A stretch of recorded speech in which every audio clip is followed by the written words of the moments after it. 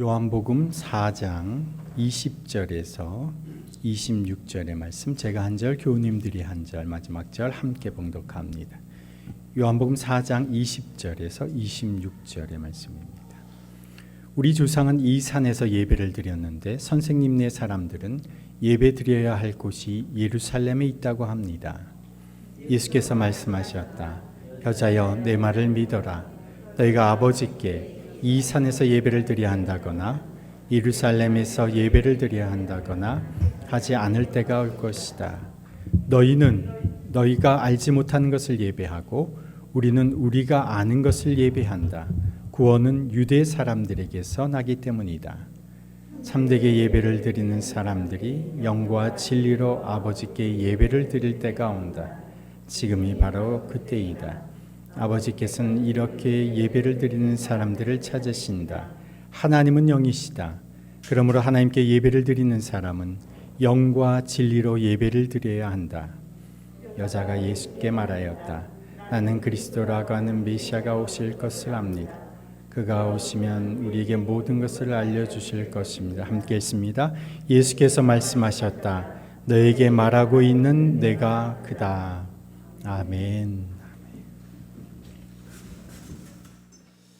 인간이 언제부터 하나님을 예배하게 되었을까요?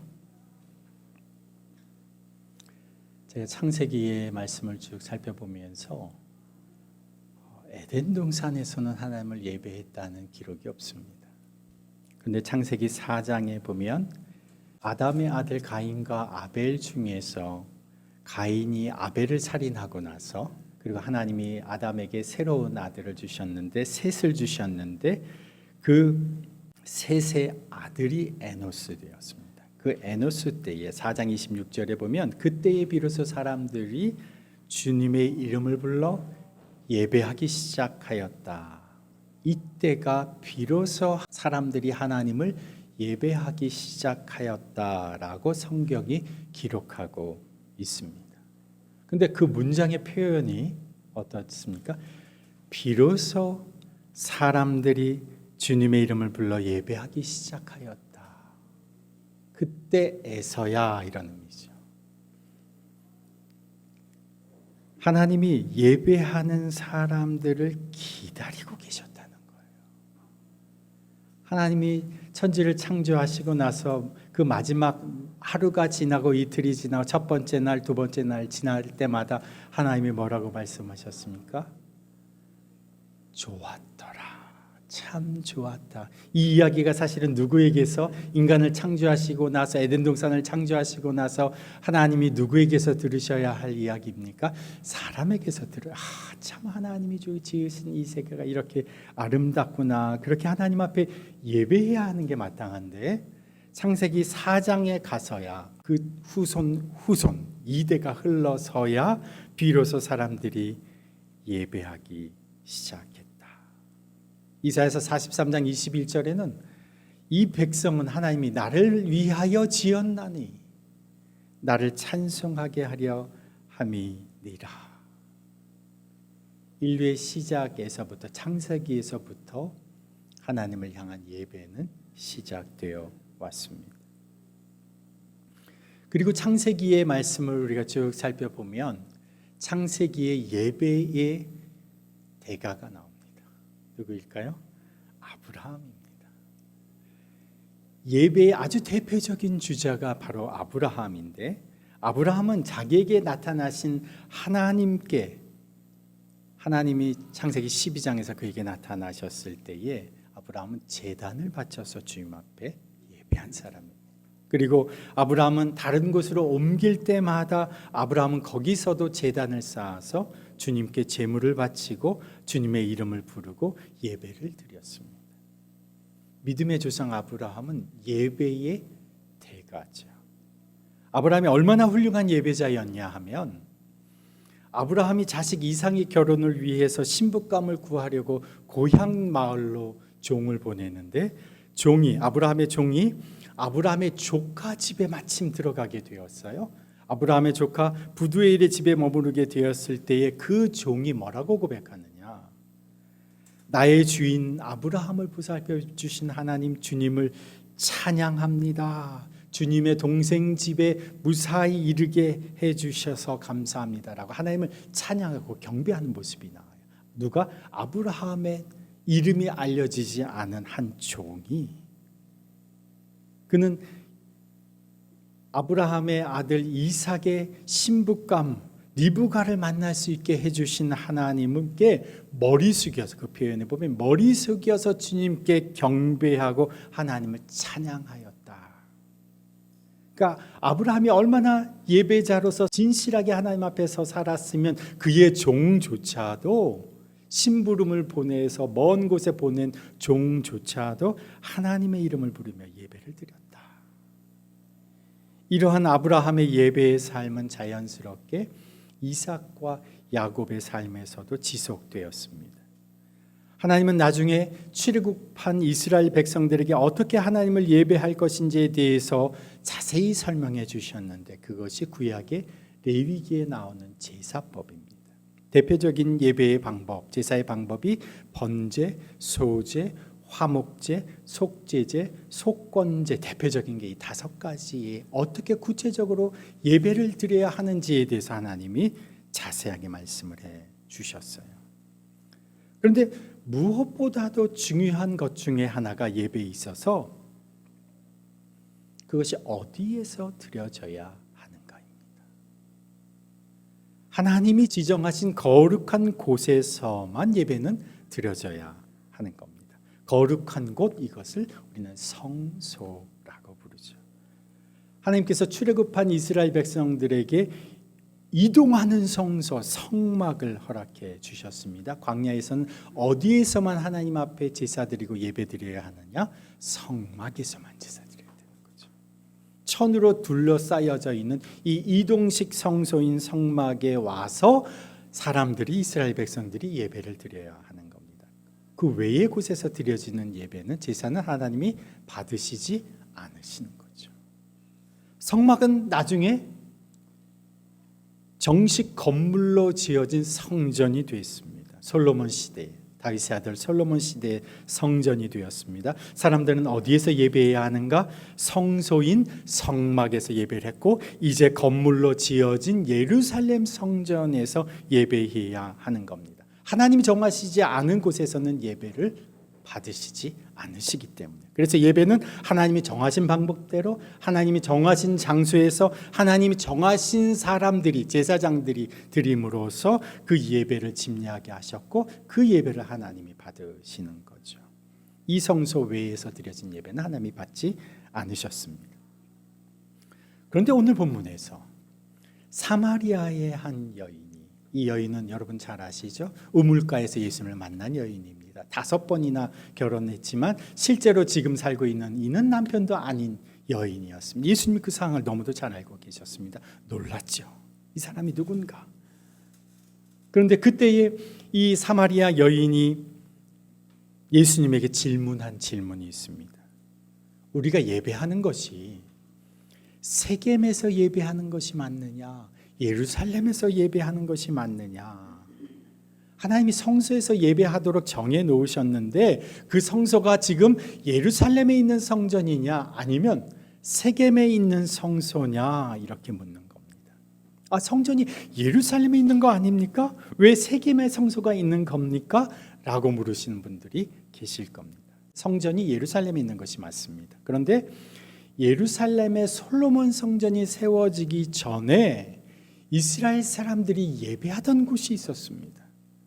성막에서 예배하기도 전에, 성막이 있기도 전에 이스라엘 사람들이 예배하던 곳이 있었습니다. 그곳이 어디냐? 세겜이었어요. 이 세겜은 바로 아브라함이 예배했던 곳이에요. 하나님을 만났을 때 창세기 12장에서 하나님 앞에 예배드렸던 장소예요. 그들이 믿음의 조상, 실제적으로 자신의 조상이라고 여겼던 아브라함에게 하나님이 나타나셔서 복을 주시기로 약속하시고 아브라함이 그 하나님께 예배했던 장소가 세겜이었는데, 이 세겜은 나중에 야곱의 가족들이 여기에 묻혔고, 애굽의 총리였던 총리의 뼈도 나중에 이곳으로 와서 이곳에 묻혔습니다. 출애굽한 이스라엘 백성들이 가나안으로 들어와서 처음으로 하나님 앞에서 이제 하나님의 신실한 언약 백성으로 살겠다고 새롭게 결단한 곳이 어디냐? 바로 이 세겜이었습니다. 그래서 예루살렘 성전이 지어지기 전부터 이스라엘 민족의 영적인 중심지가 어디였느냐? 세겜이었다는 거죠. 성전이 완성되기 전부터, 성막이 있기 전부터 하나님께 이스라엘 백성들이 예배하던 장소가 세겜 산이었어요. 그런데 성전이 지어졌습니다. 사람들이 이제 예루살렘 성전으로 예배를 드리러 가기 시작했습니다. 그러나 세겜에 위치하고 있던 이 사마리아 사람들은, 이 세겜의 중심, 사마리아의 중심이 세겜인데, 이 사마리아 사람들은 예루살렘으로 갈 수가 없는 겁니다. 여기가 예전부터 우리가 예배했던 장소고 역사적인 장소요, 하나님이 그들의 예배를 받으셨던 자리였습니다. 그러니 아무리 새 성전이 지어졌다고 해도 사마리아 사람들에게는 여전히 자신들의 예배의 장소는 세겜이었던 거죠. 솔로몬 시대를 지나고 나서 솔로몬 사후에 이스라엘 왕국이 북이스라엘과 남유다로 분열되었을 때에도 북이스라엘의 초대 왕인 여로보암의 왕위가 세워진 곳이 바로 여기 세겜이었고, 북이스라엘의 수도도 세겜이었습니다. 그래서 사마리아와 북이스라엘의 입장에서는 북쪽에 있는 이스라엘 백성들이 새로 지어진 예루살렘 성전으로 내려갔다가는, 자칫 잘못하다가는 북이스라엘의 영적인 구심점이 흐트러져서 남유다 왕국의 영향권 아래 복속되는 그러한 일이 있을까 봐 정치적으로도 북이스라엘은 굉장히 염려하고 있었습니다. 어찌하였든 북이스라엘에 속한 사마리아 사람들에게 세겜은 그들이 솔로몬 성전 이전에서부터 하나님을 예배하던 장소였습니다. 여인이 물었던 질문은 정말 그녀의 가슴 속에 오래도록 있었던 질문입니다. 어느 곳에서 드려지는 예배를 하나님이 정말 기쁘게 받으시느냐라는 거죠. 세겜에서 계속 예배 드려도 되느냐, 아니면 예루살렘으로 내려가서 예배 드려야 하는가, 이건 여인이 풀지 못하던 숙제였습니다. 그것에 대해서 예수님이 대답을 해주시는 거죠. 21절 시작. 예수께서 말씀하셨다. 여자여, 내 말을 믿어라. 너희가 아버지께 이 산에서 예배를 드려야 한다거나 예루살렘에서 예배를 드려야 한다거나 하지 않을 때가 올 것이다. 지금 예수님의 대답은 우리가 이 세겜에서 드리게 맞느냐, 맞는 예배를 드리는 것이 맞느냐, 예루살렘에서 드리는 것이 맞느냐 묻는 여인의 질문에, 너희가 아버지께 예배할 때가 올 텐데 그때에는 세겜에서도 아니고 예루살렘에서도 아닌 곳에서 예배할 때가 올 것이다. 이때가 언제일까요? 세겜에서도 예배드리지 않고 예루살렘에서도 예배드리지 않을 때가 올 것이다. 이때가 언제이냐? 사도행전 5장까지만 해도 사도들과 그리스도인들이 어디에서 모였냐면 성전에서 모였습니다. 그들이 예루살렘 성전에서, 저희가 아침 본문을 보면 사도들이 성전에 어디에서 모였냐면 솔로몬 행각에서 그들이 말씀을 가르쳤습니다. 성전에서 복음을 전했습니다. 그런데 사도행전 8장에 이르려면 그리스도인들에 대한 대대적인 박해가 시작됩니다. 스데반의 순교 이후에 그들은 성전에서 더 이상 모일 수가 없었어요. 그리스도인 것이 밝혀지면 체포되고 감옥에 가게 됐습니다. 세겜에서도 마찬가지입니다. 그 주위에 있는 인근 지역들은 공개적인 장소에서 이제 그리스도인들은 예배를 드릴 수가 없었습니다. 즉각 체포돼서 핍박을 받게 됐습니다. 그리스도인들이 다 흩어져 버렸습니다. 지금 예수님이 이 여인에게 이 말씀을 하시고 나서 아직 수년이 지나, 불과 수년이 채 안 돼서 이것이 실제로 일어났습니다. 그리스도인들은 예루살렘에서도 예배를 드릴 수가 없게 되었습니다. 세겜에서도 예배를 드릴 수가 없는 핍박과 박해의 때가 와버렸습니다. 그러면 이들은 도대체 어디에서 예배를 드렸을까요? 처음에 핍박이 지방에까지 확산되지 않았을 때는 지방에서는 그들은 회당에서 모였습니다. 유대인들의 회당에서 모였습니다. 그리고 또 어디에서 모였습니까? 집에서 모였습니다. 집에서. 핍박이 전역으로 확산되고 나서는 그들은 유대인 회당에서 모일 수도 없었고 각자의 집에서 3355 모이기 시작했습니다. 이제 이들이 모이는 장소는 공공연한 성전이나 회당이 아니라 은밀하게 어디서? 집에서 모이게 된 것이죠. 우리가 사도행전의 말씀을 보면 고넬료가 성령을 받게 되었을 때에 자기 집에 베드로를 초대합니다. 사람들이 같이 모여 있어서 베드로가 기도해 주었을 때 성령이 임하는 것. 어디에서 모입니까? 집에서 모입니다. 유두고라고 하는 청년이 바울이 말씀을 전할 때 말씀을 듣다가 졸다가 다락에서 떨어져서 죽었습니다. 그들이 모인 장소가 어디였느냐? 다락방에 있는 집에서 모였습니다. 그들은 집에서 모였고 거기에서 성찬을 행했고 함께 기도하고 예배하고 말씀을 그곳에서 공부하고 그곳을 통해서 기지로 해서 각 지역마다 복음을 전했습니다. 그들이 예배하는 장소가 더 이상 세겜도 아니고 예루살렘도 아니었고 이제 그들이 예배하는 장소는 그들이 모이는 집, 그들의 도시 속에 있는 집이었습니다. 그래서 이 집을 우리는 단순한 집이라고 부르지 않고 집에 있는 교회, 그래서 뭐라고 부르냐면 하우스 처치라고 부르죠. 가정이, 집이 예배의 장소, 교제의 장소가 된 겁니다. 이것이 예수님이 이 말씀을 여인에게 하시고 나서 3년이 채 안 돼서 벌어진 일입니다. 그러면 이 예배는 예루살렘이 아니고 세겜이 아니어서 하나님이 받으시는 예배가 아닙니까? 아니라는 거죠. 하나님이 받으시는 예배의 기준을 예수님이 다시 제시해 주시는 겁니다. 그 전에는 하나님이 받으시는 예배는 성소에서 드려져야 하는 예배라고만 생각했는데 예수님께서 다시 기준을 제시하시는 거죠. 그 기준이 무엇입니까? 23절입니다. 23절, 24절 우리 함께 봉독합니다. 23절 시작. 참되게 예배를 드리는 사람들이 영과 진리로 아버지께 예배를 드릴 때가 온다. 지금이 바로 그때이다. 아버지께서는 이렇게 예배를 드리는 사람을 찾으신다. 하나님은 영이시다. 그러므로 하나님께 예배를 드리는 사람은 영과 진리로 예배를 드려야 한다. 하나님이 제시한, 예수님이 말씀하신 하나님이 기뻐하시는 예배는 영과 진리로 드리는 예배다. 그런데 그에 앞서서, 이것을 설명하기에 앞서서 예수님이 말씀을 통해서 우리에게 가르쳐 주신 한 가지가 있습니다. 하나님은 이렇게 예배하는 예배자를 찾으신다. 하나님은 예배자를 찾으신다. 이 말은 무슨 의미입니까? 이렇게 드리는 예배자가 많지 않다는 거예요. 하나님께 진정으로 영과 진리로 드리는 예배자가 많지 않기 때문에 하나님이 이런 예배자를 눈뜨고 찾으신다는 거예요. 제가 좋아하는 찬양 중에 이런 찬양곡이 있어요. 우리가 금요기도회 때도 제가 자주 부르는 찬양인데요.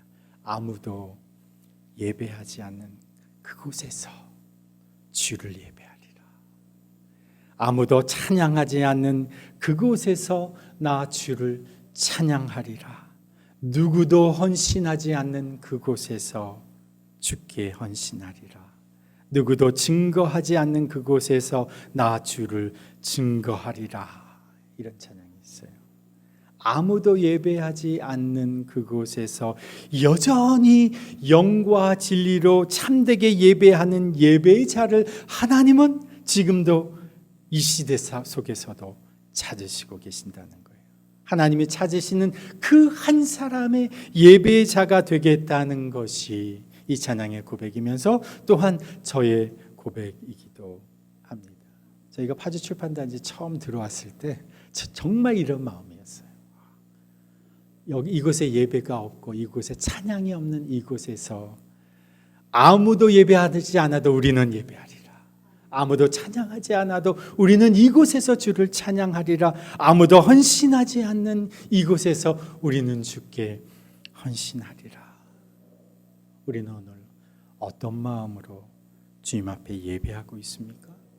우리가 어떤 자세로 예배하는지가 우리가 하나님을 어떻게 대하고 있는 우리의 태도를 그대로 보여줍니다. 준비된 예배를 드리고 있습니까? 허겁지겁 해치우는 예배를 드리고 있습니까? 우리가 어떤 마음으로 예배를 드리는지 하나님은 우리의 속을 너무나도 훤히 보고 계시죠. 우리가 예배를 드리는 태도가 우리의 하나님에 대한 우리의 태도와 우리의 신앙입니다. 아이들 밥 먹는 모습을 보면 아이들이 참 복스럽게 먹는 아이도 있고 아이들이 참 잘 안 먹는 아이들도 있어요. 그죠? 어떤 아이는 한 입에 넣고는 하세월 씹고 있는 아이들이 있어요. 야, 반찬 좀 먹어봐. 그러면 네, 그리고 반찬 하나 입에 물었는데 그 중에 당근도 빼고 뭐도 빼고 이렇게 뱉어냅니다. 밥에 있는 콩은 다 걷어냅니다. 국에 있는 무는 또 다 건져냅니다. 그런 모습을 보면 부모 생각에 이러고 말하고 싶죠. 야, 먹기 싫으면 먹지 마. 이러고 싶죠. 예배드리는 우리의 모습을 보면 부모의 눈에 아이의 모습을 통해서 밥에 대한 그 아이의 마음이 다 보이는데 우리의 예배의 태도와 우리의 자세를 보면 하나님에 대한 우리의 태도와 우리의 신앙이 다 드러납니다. 제 눈에도 훤히 드러나는데, 훤히 보이는데 영이신 하나님에게 그게 보이지 않겠습니까? 지금 내가 어떻게 생각하고 어떻게 예배하고 있는지 하나님은 우리의 마음의 중심을 너무도 속속들이 잘 알고 계시죠. 그래서 어떤 분에게는 똑같은 장소에서 드리는 이 예배가 너무나도 소중하고 절실하고 하나님 앞에 드려지는 예배인 사람도 있지만 어떤 사람은 똑같이 앉아 있는데 하나님의 보시기에는 전혀 예배가 아닌 시간을 보내고 있는 사람들도 있다는 거죠. 그러면 하나님이 기뻐 받으시는 예배는 무엇입니까? 영과 진리로 드려지는 예배다. 영으로 드려지는 예배가 무엇입니까? 영으로 드려지는 예배. 예수님께서 요한복음 3장에 지금 우리가 본문이 요한복음 4장인데요. 앞장 한 장만 앞으로 가면 예수님께서 이렇게 말씀하셨어요. 내가 진정으로 너희에게 말한다. 누구든지 물과 성령으로 나지 아니하면 하나님 나라에 들어갈 수 없다. 육에서 난 것은 육이요 영에서 난 것은 영이다.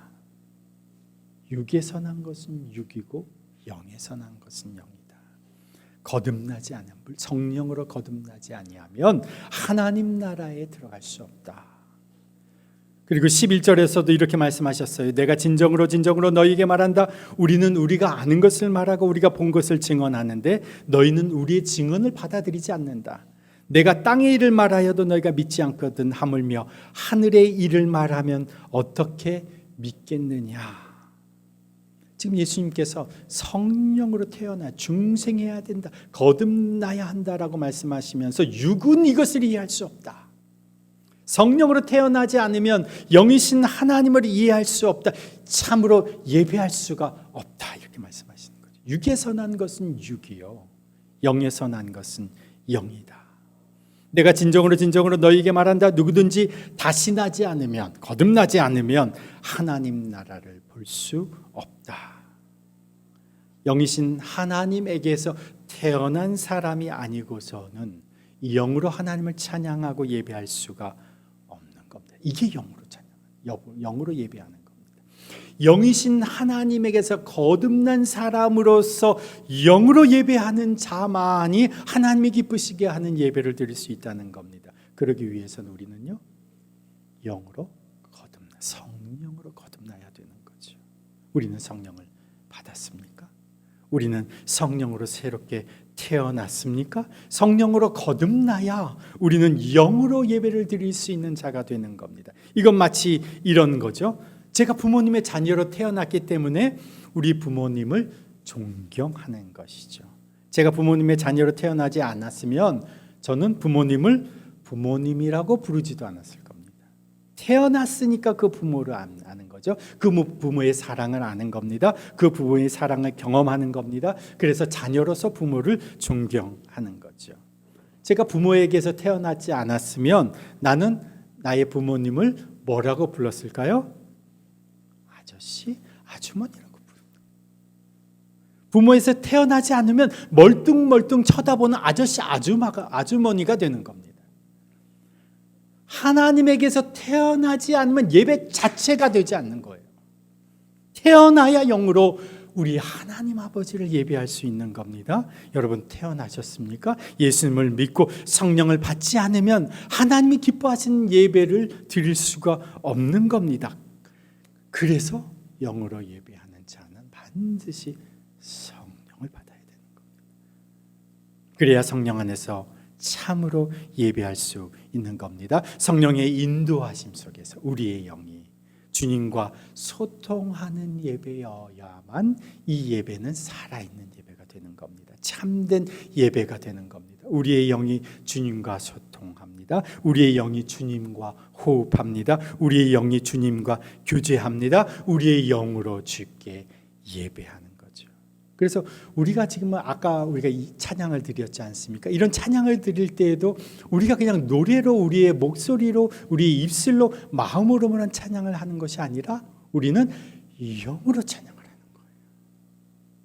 그래서 고린도전서 14장 15절에 보면 이런 구절이 있어요. 우리는 영으로 기도하고 또 마음으로 기도하고 우리는 영으로 찬송하고 또 마음으로 찬송하리라.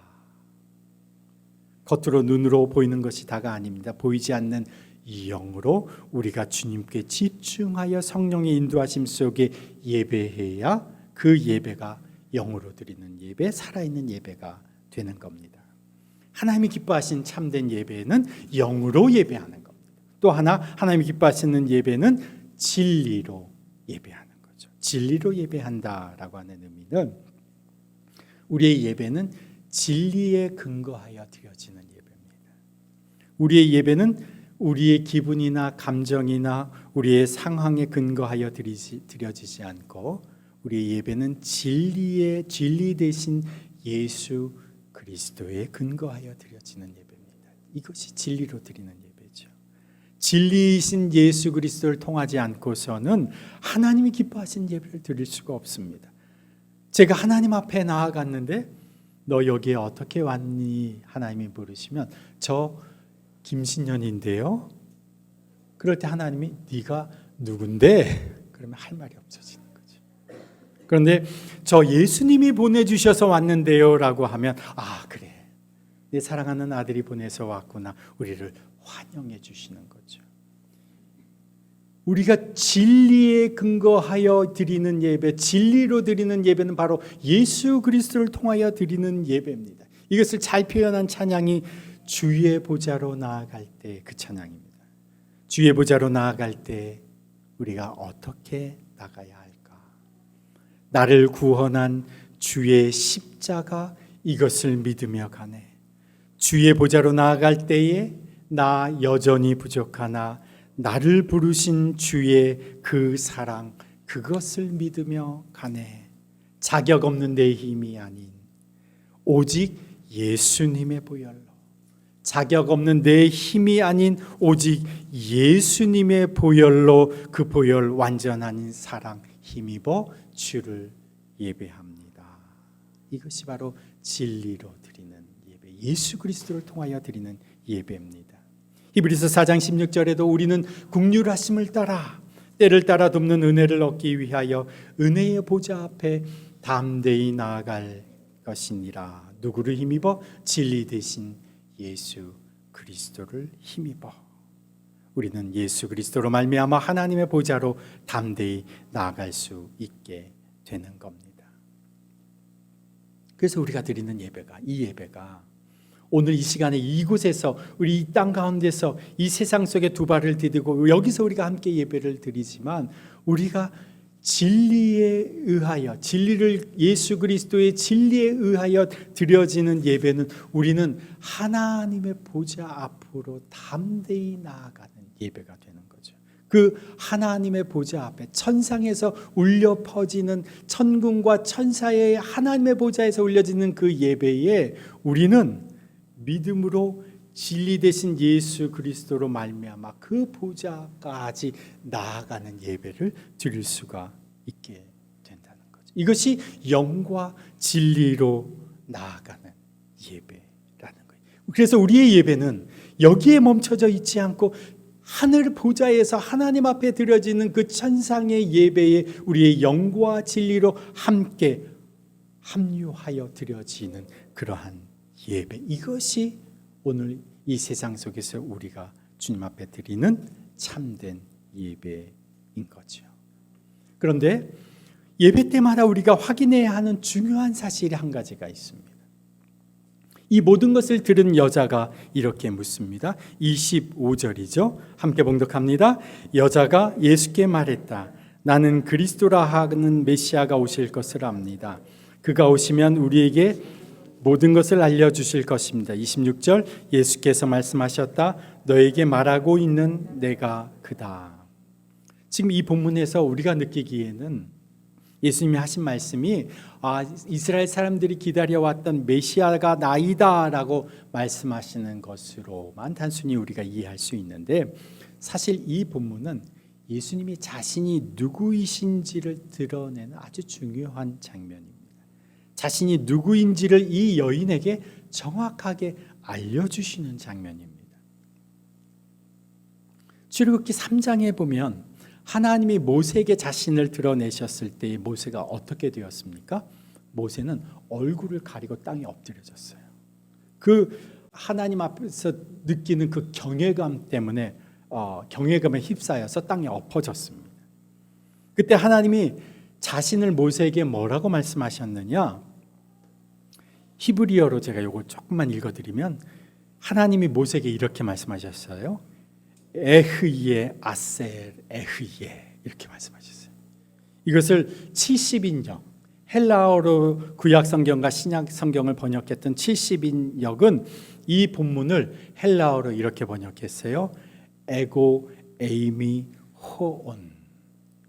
뜻은 나는 스스로 존재하는 자이다. 모세에게 하나님이 자기 자신을 드러냈을 때에 자기 자신을 설명할 방법이 없어서 하나님은 나는 스스로 존재하는 자이다.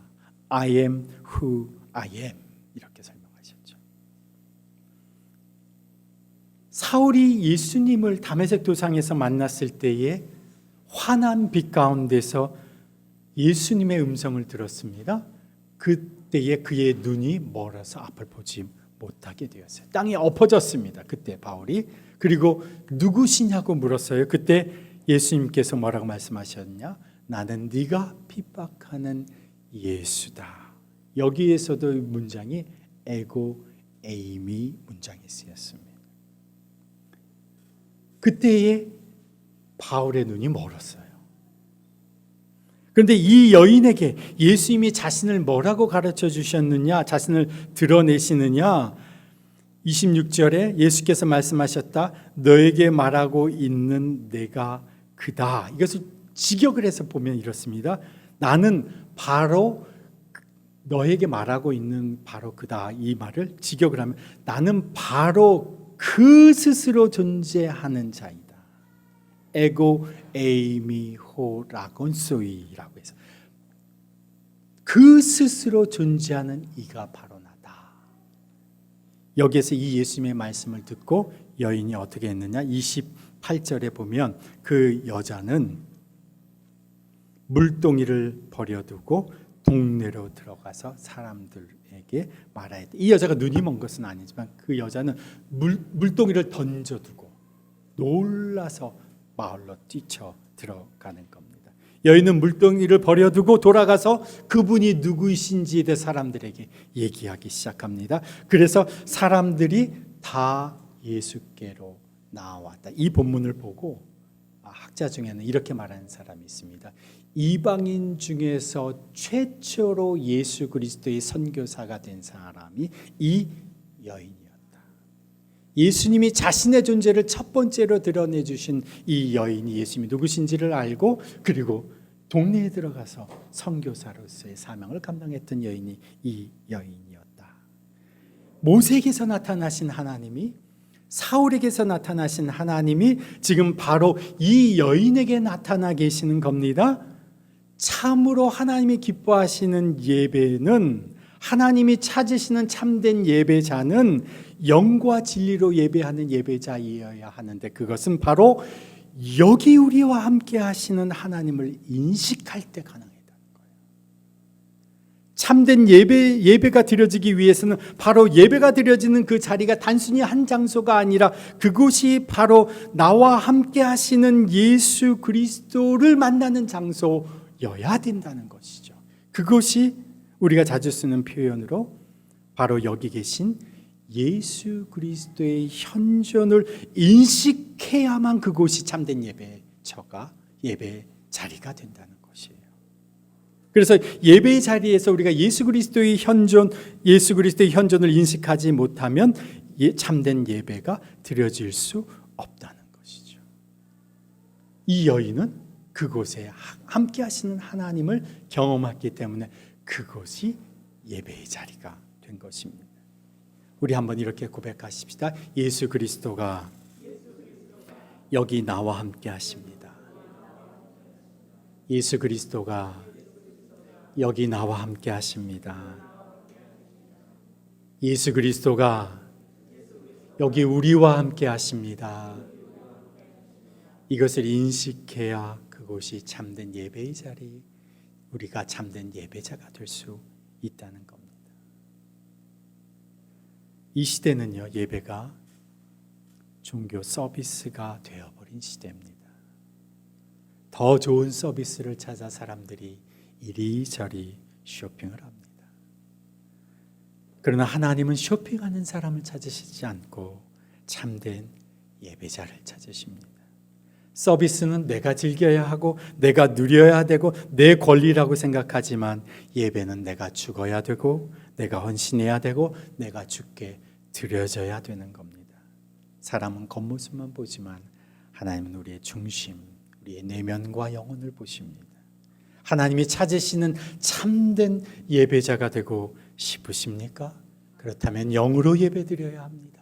이것은 성령으로 거듭나야만 우리가 영으로 하나님 앞에 예배드릴 수 있습니다. 성령의 인도하심 속에서 영으로 주님과 소통하며 예배드리는 이 예배를 하나님이 받으시는 겁니다.